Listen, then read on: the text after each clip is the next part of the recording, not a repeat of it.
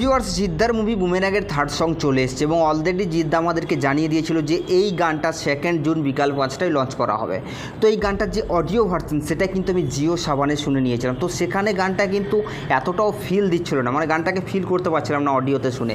কিন্তু গানটার ভিডিও দেখার পর ভাই জাস্ট ছিটকে গেছি, মানে সেই লেভেলের হয়েছে গানটা। এবং এই গানটাকে দেখে কোথাও একবারের জন্যও কিন্তু মনে হচ্ছে না যে এটা কোনো বাংলা সিনেমার গান।